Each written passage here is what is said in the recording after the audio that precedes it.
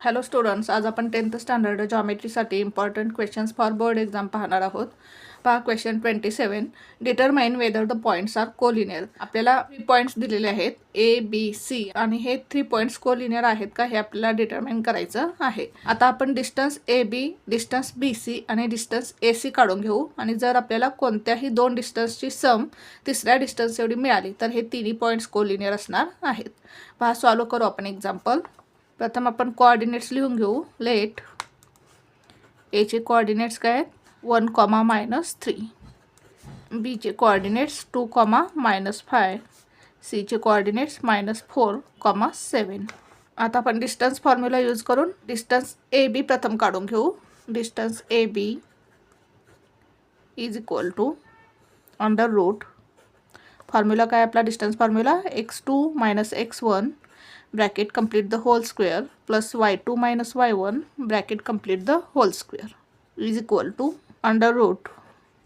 आता point A आणि point B चे कोऑर्डिनेट्स आपण x1 y1 आणि x2 y2 कन्सिडर करू. x2 - x1 म्हणजे 2 - 1 bracket complete the whole square plus y2 - y1. y2 किती आहे पहा -5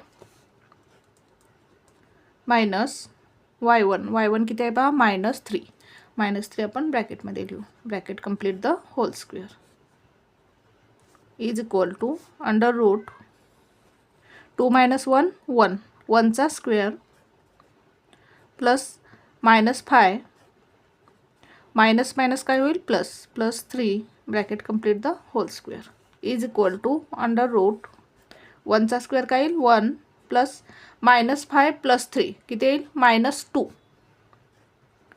-2चा स्क्वेअर इज इक्वल टू हा 1 प्लस -2चा स्क्वेअर काय येईल 4 is equal to under root 5.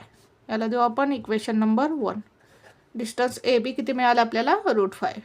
आता आपण डिस्टन्स बी सी काढून घेऊ. Distance B C is equal to under root x2 - x1 bracket complete the whole square plus y2 - y1 bracket complete the whole square is equal to. आता point B चे coordinates आपण x1 y1 consider करू आणि point C चे coordinates आपण x2 y2 consider करू. मग x2 - x1 x2 काय आहे -4 आणि x1 काय आहे 2 म्हणजेच काय -4 - 2 bracket complete the whole square plus y2 किती आहे पहा 7 मायनस y1 किती आहे -5 ब्रॅकेटमध्ये लिहू.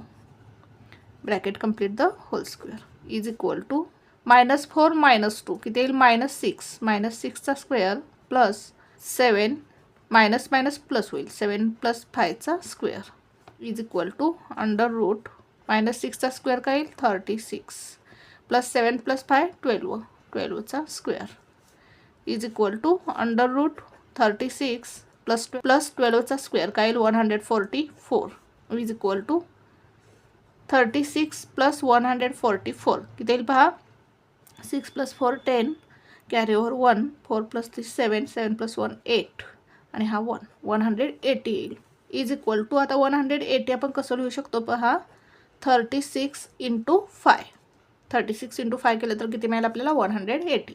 36चा स्क्वेअर रूट काय आहे 6 आणि √5. याला देऊ आपण इक्वेशन नंबर 2. म्हणजेच डिस्टन्स बी सी किती मिळाला आपल्याला 6√5. आता आपण डिस्टन्स ए सी काढून घेऊ. Distance A C is equal to under root. आता आपल्याला फॉर्म्युला प्रत्येक वेळी लिहिण्याची गरज नाही. आता ए चे कोऑर्डिनेट्स आपण x1 y1 कन्सिडर करू. सी चे कोऑर्डिनेट्स आपण x2 y2 कन्सिडर करू. x2 - x1 x2 किती आहे -4 आणि x1 किती आहे 1 x2 - x1 म्हणजेच -4 - 1 bracket complete the whole square plus y2 किती आहे पहा 7 मायनस y1 किती आहे -3 ब्रॅकेटमध्ये लिहू आपण -3 bracket complete the whole square is equal to under root -4 - 1 किती येईल पहा -5 याचा स्क्वेअर प्लस ब्रॅकेटमध्ये 7 मायनस प्लस होईल 7 + 3 bracket complete the whole square is equal to under root -5चा स्क्वेअर काय 25 प्लस 7 प्लस 3 10, 10चा square is equal to under root 25 plus 10चा स्क्वेअर काय येईल 100 is equal to under root 25 plus 100 125. आता हेच आपण कसं लिहू शकतो 25 इंटू 5, 25 इंटू 5 किती येईल 125. आता 25चा स्क्वेअर रूट काय येईल 5 आणि रूट 5. याला देऊ आपण इक्वेशन नंबर 3. डिस्टन्स AC किती मिळाला आपल्याला 5 रूट 5. आता फ्रॉम इक्वेशन 1 2 अँड 3 जर आपण इक्वेशन 1 आणि इक्वेशन 2 ची ॲडिशन केली तर आपल्याला काय मिळेल पहा. या ठिकाणी काय आहे रूट 5 म्हणजेच 1 रूट 5 प्लस 5 रूट 5 किती येईल 6 रूट 5. म्हणजेच आपण इक्वेशन 1 आणि इक्वेशन 3 ची ॲडिशन केली तर आपल्याला इक्वेशन 2 मिळेल. म्हणजेच हे तिन्ही पॉईंट्स कोलिनियर असणार आहेत. पाहिलो आपण answer. From equation 1 2 and 3 root 5 plus 5 root 5 is equal to 6 root 5. Therefore root 5 म्हणजेच डिस्टन्स, रूट 5 म्हणजेच काय आहे डिस्टन्स AB आणि 5 रूट 5 म्हणजे काय आहे डिस्टन्स AC. म्हणजेच distance AB plus distance AC is equal to 6 root 5. 6 root 5 म्हणजे काय आहे distance BC, distance BC. Therefore points A, B and C are collinear. आपल्याला या ठिकाणी दोन डिस्टन्सची ॲडिशन ही तिसऱ्या डिस्टन्स एवढी मिळाली आहे. म्हणजेच तिन्ही पॉईंट्स काय असणार आहेत कोलिनियर असणार आहेत. म्हणजेच points A, B and C are collinear. अशा प्रकारे आपल्याला हे एक्झाम्पल सॉल्व करायचं होतं. नेक्स्ट एक्झाम्पल सॉल्व करू आपण. क्वेश्चन 28 पहा. Triangle ABC similar triangle LMN. In triangle ABC, AB is equal to 5.5 centimeter, BC is equal to 6 centimeter, CA is equal to 4.5 centimeter. Construct triangle ABC and triangle LMN such that BC upon MN is equal to 5.4. आपल्याला काय दिलेलं आहे पहा. Triangle ABC आणि triangle LMN हे दोन्ही triangle similar आहेत. Triangle ABCच्या 3 साइड्सचं major आपल्याला दिलेलं आहे आणि आपल्याला BC अपॉन MN या ट्रँगलच्या 2 करस्पॉन्डिंग साईडचा रेशो दिलेला आहे 5/4 आणि आपल्याला ट्रँगल ABC आणि ट्रँगल LMN हे दोन्ही ट्रँगल्स कन्स्ट्रक्ट करायचे आहेत. आता आपल्याला ट्रँगल ABCच्या 3 साइड्सचं मेजर दिलेलं आहे. मग आपण ट्रँगल ABC कन्स्ट्रक्ट करू शकतो. पण आपल्याला ट्रँगल LMNच्या 3 साइड्स दिलेल्या नाहीत. मग आपल्याला काय करावं लागेल ट्रँगल LMNच्या 3 साइड्स काढून घ्याव्या लागतील.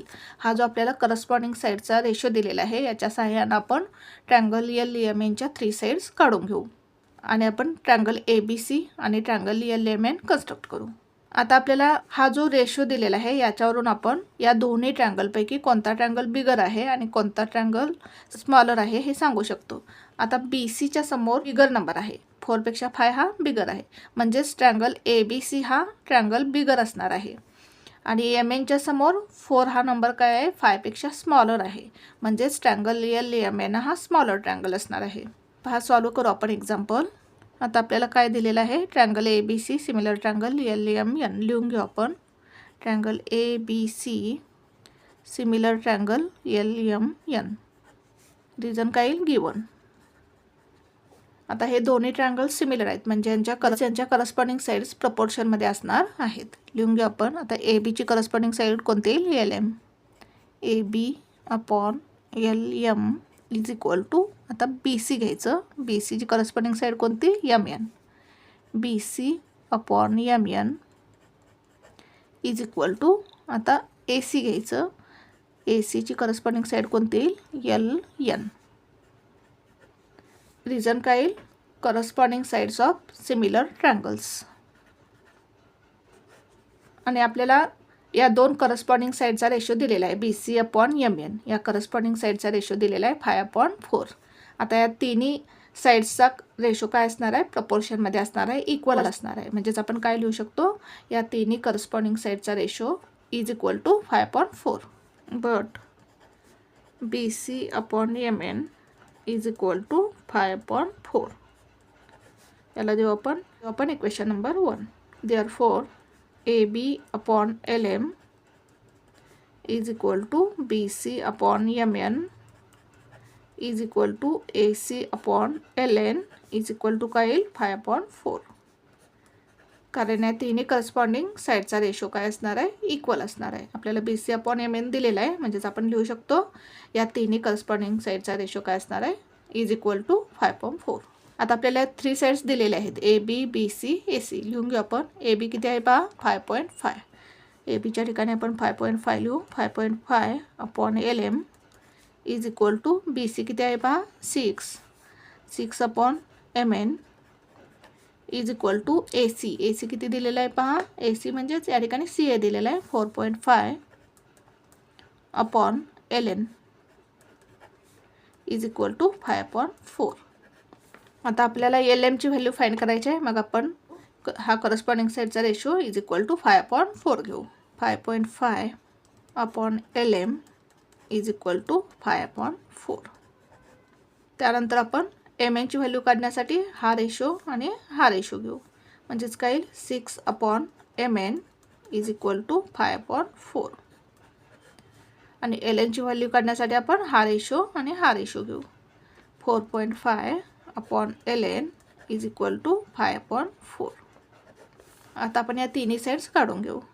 आता या ठिकाणी आपण क्रॉस मल्टिप्लिकेशन करू. काय येईल पहा LM into 5 is equal to 5.5 into 4.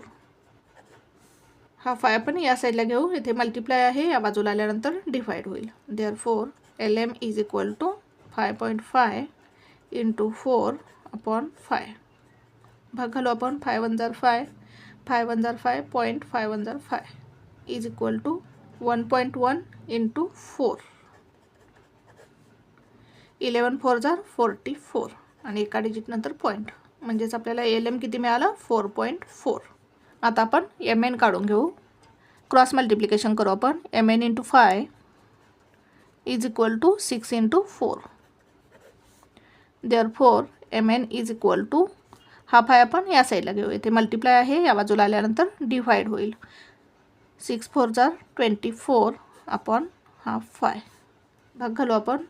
5 1 जार 5 5 4 जार 20 4 राहतील पॉईंट देऊ. 5 8 जार 40 म्हणजेच MN किती मिळाला आपल्याला 4.8. आता आपण LN काढून घेऊ. क्रॉस मल्टिप्लिकेशन करू आपण. LN into 5 is equal to 4.5 into 4. हा 5 आपण या साईडला घेऊ. इथे मल्टिप्लाय आहे या बाजूला आल्यानंतर डिवाइड होईल. LN is equal to 4.5 into 4 upon 5. भाग घालू आपण. 5 1 जार 5 5 9 जार 45 म्हणजेच इथे 0.9 येईल. LN is equal to 0.9 into 4. Therefore LN is equal to 9 4 जार 36 एका डिजिट नंतर पॉईंट येईल म्हणजेच 3.6 सेंटीमीटर. आता आपल्याला ट्रँगल LMNच्या तिन्ही साईड्स मिळालेल्या आहेत. मग आपण रफ फिगर काढून घेऊ आणि ट्रँगल ABC आणि ट्रँगल LMN कन्स्ट्रक्ट करू. आता या ठिकाणी मी रफ फिगर काढलेली आहे. ट्रँगल ABC आणि साईडचं मेजरमेंट लिहून घेतलेलं आहे. त्याचप्रमाणे ट्रँगल LMN रफ फिगर काढलेले आहे आणि तिन्ही साईडचं मेजरमेंट लिहून घेतलेलं आहे. आता आपण ट्रँगल कन्स्ट्रक्ट करू. प्रथम आपण ट्रँगल ABC कन्स्ट्रक्ट करू. आता BC किती आहे पहा 6 सेंटीमीटर. BC 6 सेंटीमीटर घेऊ आपण.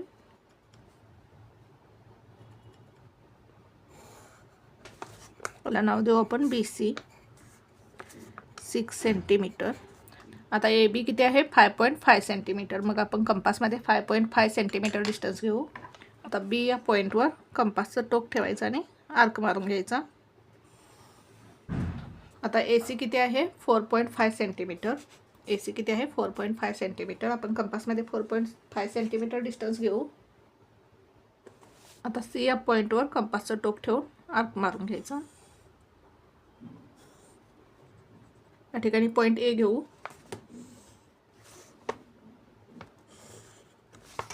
AB किती आहे 5.5 सेंटीमीटर. AC किती आहे 4.5 सेंटीमीटर. अशा प्रकारे आपण ट्रँगल ABC कन्स्ट्रक्ट करून घेतला. आता आपण ट्रँगल LMN कन्स्ट्रक्ट करू. MN किती आहे 4.8 सेंटीमीटर. 4.8 सेंटीमीटर. एम एन किती आहे 4.8 सेंटीमीटर. आता एम एल किती आहे 4.4 सेंटीमीटर. आपण कंपासमध्ये 4.4 सेंटीमीटर एवढं डिस्टन्स घेऊ. आता एम या पॉईंटवर कंपास ठेवून आपण आर्क मारून घेऊ. आता एल एन किती आहे 3.6 सेंटीमीटर. आपण कंपासमध्ये 3.6 सेंटीमीटर डिस्टन्स घेऊ. आता एन या पॉईंटवर कंपास ठेवून आपण आर्क मारून घेऊ. या ठिकाणी पॉईंट एल घेऊ. पॉईंट एल आणि पॉईंट एन जोडून घेऊ. पॉईंट एल आणि पॉईंट एम जोडून घेऊ. आता एल एम किती आहे 4.4 सेंटीमीटर. एल एन किती आहे 3.6 सेंटीमीटर. अशा प्रकारे आपल्याला ट्रायंगल कन्स्ट्रक्ट करायचे आहेत. नेक्स्ट एक्झाम्पल सॉल्व करू आपण. क्वेश्चन 3 पहा काय दिला आहे आपल्याला. Seg P M is a median of triangle P Q R. P M is equal to 9 and P Q square plus P R square is equal to 290. Then find Q R. आता या ठिकाणी मी यासाठी figure काढलेली आहे. आपल्याला triangle P Q R काढून घ्यायचं आहे. ट्रायंगलमध्ये आपल्याला काय दिलेलं आहे पी एम ही मेडियन आहे. पी एम ही मेडियन काढलेली आहे. आता आपल्याला काय काय दिलेलं आहे पहा. P M is equal to 9. आपल्याला ही मेडियनची लेंथ दिलेली आहे 9. And P Q square plus P R square is equal to 290. P Q square plus P R square या दोन साईडच्या स्क्वेअरची सम आपल्याला दिलेली आहे 290. Then find Q R. आणि आपल्याला क्यू आरची लेंथ फाइंड करायची आहे. आता या ठिकाणी आपल्याला ट्रायंगल पी क्यू आरमध्ये पी एम ही मेडियन आहे दिलेलं आहे. म्हणजेच आपल्याला या ठिकाणी अपोलोनियस थिरम यूज करावा लागेल. आता अपोलोनियस थिरम काय आहे पहा. P Q square plus P R square is equal to 2 into median square plus 2 into Q M square. आपण 2 इंटू क्यू एम स्क्वेअर किंवा 2 इंटू एम आर स्क्वेअर घेऊ शकतो. कारण हे दोन्ही सेगमेंट्स इक्वल आहेत. क्यू एम आणि एम आर हे दोन्ही सेगमेंट्स इक्वल आहेत. पहा आपण सॉल्व करू एक्झाम्पल. प्रथम गिवन लिहून घेऊ आपण. काय काय दिलेलं आहे पहा आपल्याला. P M is equal to 9 दिलेलं आहे आपल्याला. P Q square plus P R square is equal to 290 दिलेलं आहे आपल्याला. टू फाइंड काय फाइंड करायचं आपल्याला क्यू आर फाइंड करायचं आहे. आता सोल्युशन लिहू आपण. In triangle P Q R P M is the median. P M is a median. In triangle P Q R P M is a median हे आपल्याला दिलेलं आहे. रिझन काय गिवन. म्हणजेच क्यू एम आणि एम आर काय असणार आहेत इक्वल असणार आहेत. Therefore Q M is equal to M R. याला देऊ आपण इक्वेशन नंबर 1. आता आपण या ठिकाणी अपोलोनियस थिरम यूज करू. देअरफॉर बाय अपोलोनियस थिरम काय येईल पहा. Apollonius theorem P Q square plus P R square. P Q square plus P R square is equal to काय येईल पहा. 2 इंटू मेडियनचा स्क्वेअर म्हणजेच 2 into P M square. 2 into P M square plus 2 into Q M square. 2 Q M square. P Q square plus P R square is equal to 2 P M square plus 2 Q M square. आता याच्यामध्ये आपण value put करू. P Q square plus P R square आपल्याला दिलेला आहे किती आहे पहा 290. या ठिकाणी आपण 290 लिहून घेऊ. Is equal to 2 P M square. P M दिलेला आहे आपल्याला. पी एम किती आहे 9 म्हणजेच 2 इंटू 9चा square plus 2 into Q M square.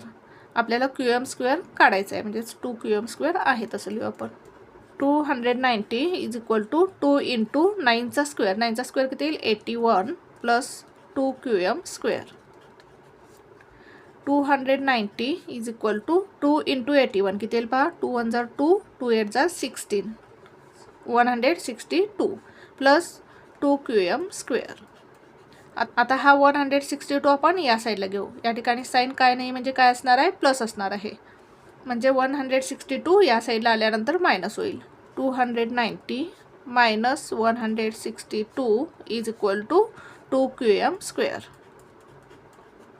290मधून आपण 162 मायनस करू. 290 मायनस 162 10. या ठिकाणी 8 येईल.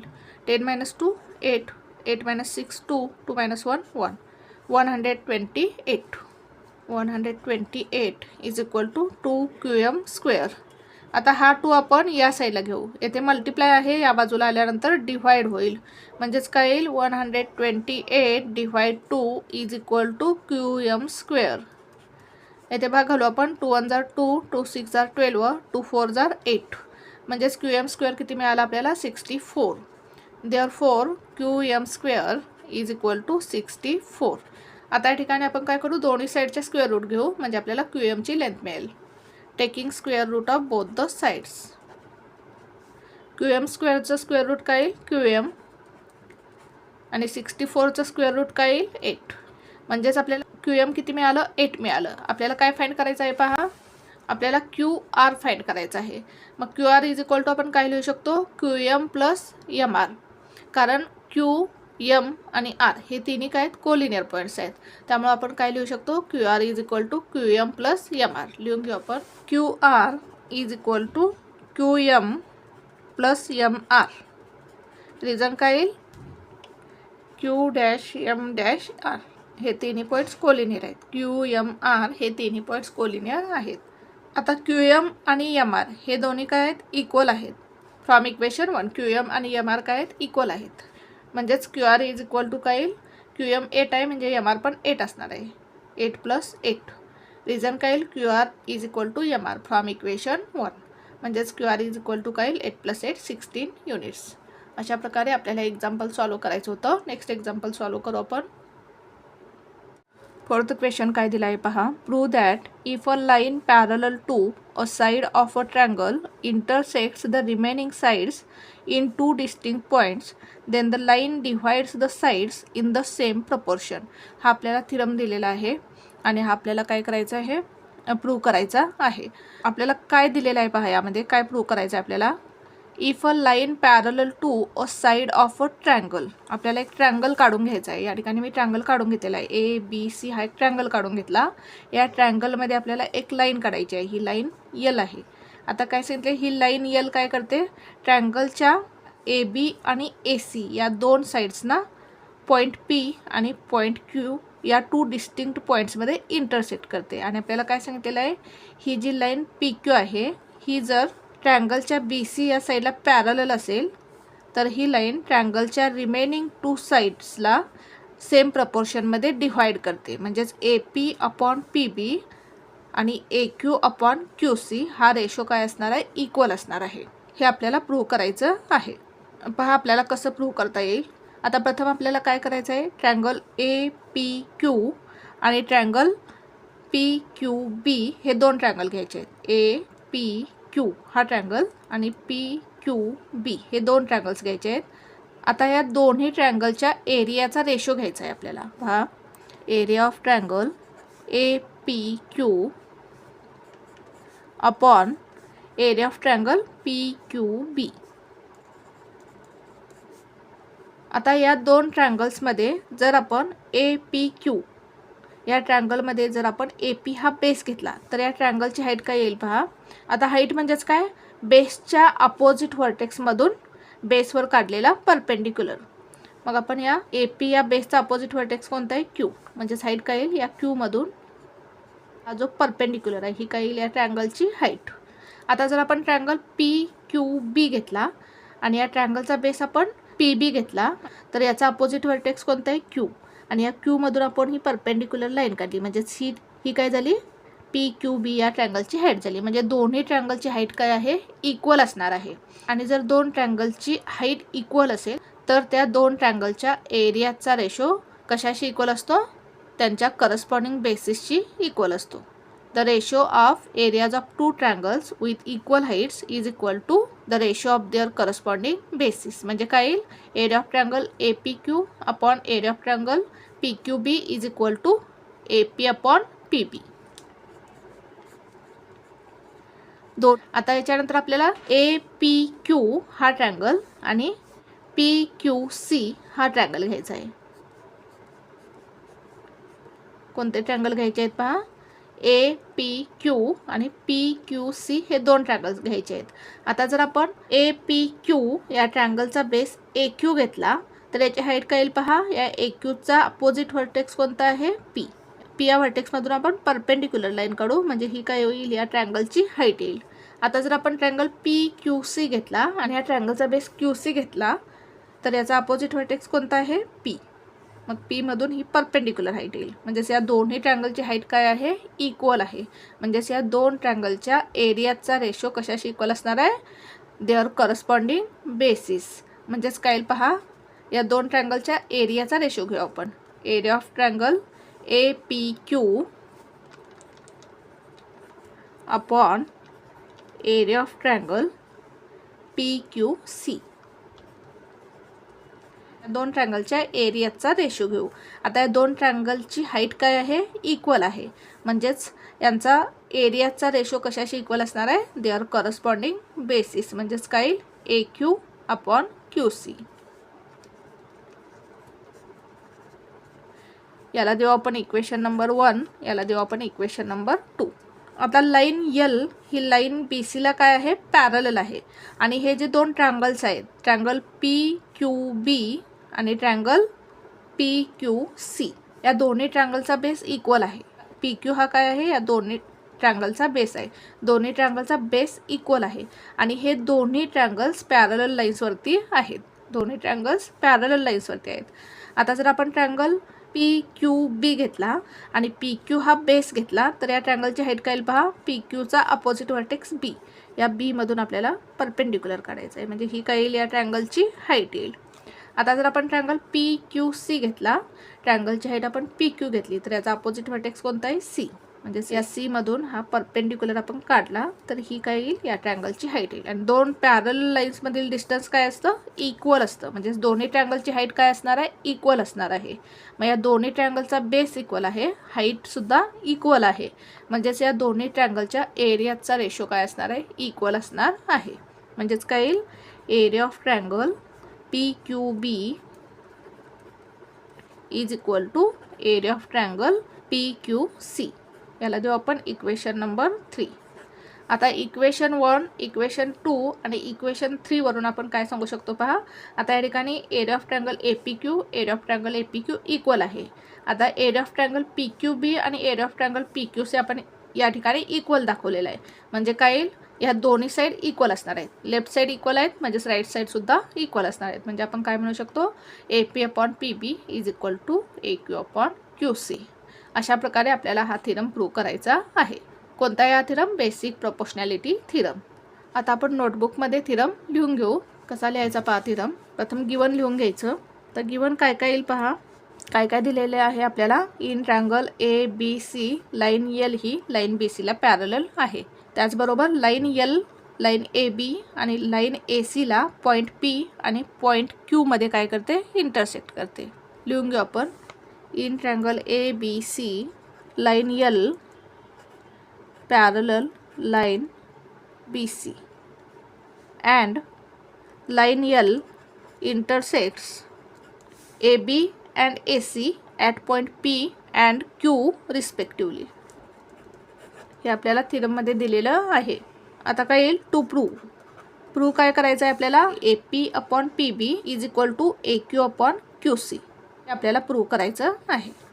PB is equal to AQ upon QC हा रेशो इक्वल आहे हे आपल्याला प्रूव्ह करायचं आहे. म्हणजेच ही लाईन काय करते, दोन्ही साईड्सना, या दोन्ही साईड्सना काय करते, इक्वल प्रपोर्शनमध्ये, सेम प्रपोर्शनमध्ये डिव्हाइड करते हे आपल्याला प्रूव्ह करायचं आहे. आता कन्स्ट्रक्शन काय करायचे आपल्याला. Draw सेग PC and सेग BQ. या ठिकाणी काढून घेऊ आपण.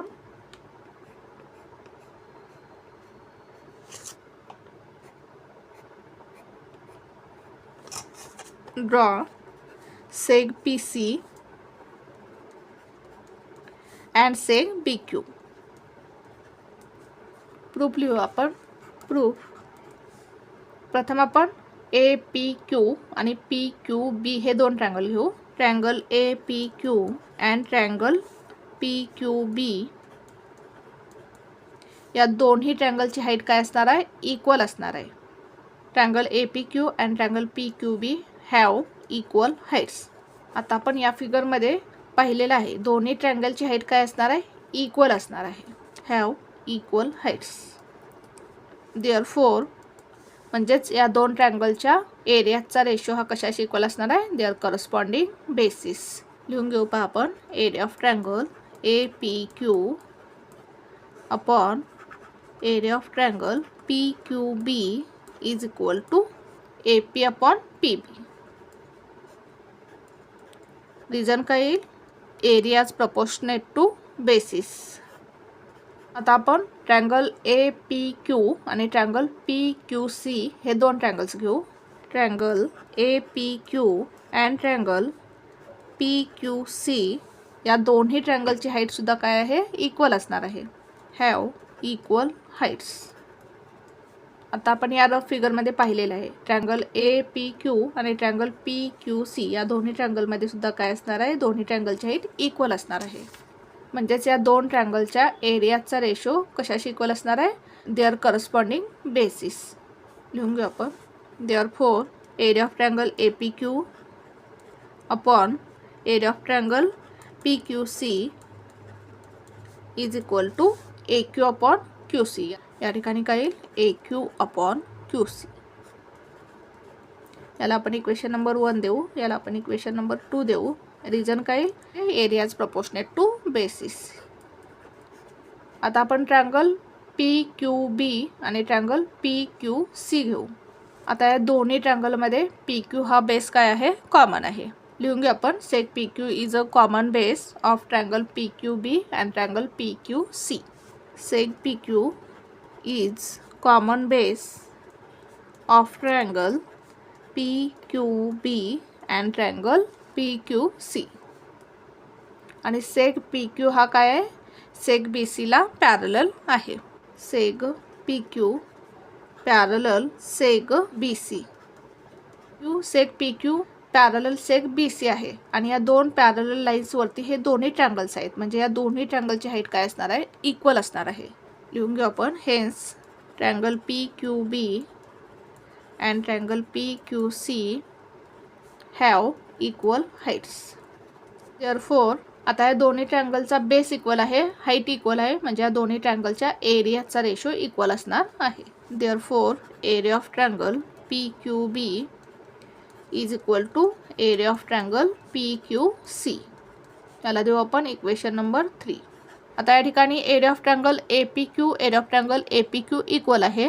आता आपण काय दाखवलं? एरिया ऑफ ट्रँगल PQB आणि एरिया ऑफ ट्रँगल PQC पण इक्वल आहे. म्हणजेच फ्रॉम इक्वेशन 1, 2 अँड 3 वरून काय म्हणू शकतो आपण? Area of triangle APQ upon area of triangle PQB is equal to area of triangle APQ upon area of triangle PQC. लिहून घेऊ आपण. Area of triangle APQ upon area of triangle PQB is equal to area of triangle APQ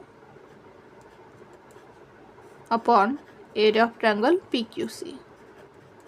reason काय? From equation 1, 2 and 3. आता या ठिकाणी left side equal आहे, म्हणजे right side सुद्धा इक्वल असणार आहे. म्हणजेच काय येईल? AP upon PB is equal to AQ upon QC. Therefore AP upon PB is equal to AQ upon QC. Reason काय येईल? From equation 1 and 2. आणि खाली काय लिहायचं आपल्याला? Hence proved. अशा प्रकारे आपल्याला हा थेरम प्रूव्ह करायचा होता. Thank you for watching this video. जर तुम्हाला व्हिडिओ आवडला असेल तर व्हिडिओला लाईक करा, कमेंट करा, शेअर करा आणि चॅनलला सबस्क्राईब करा.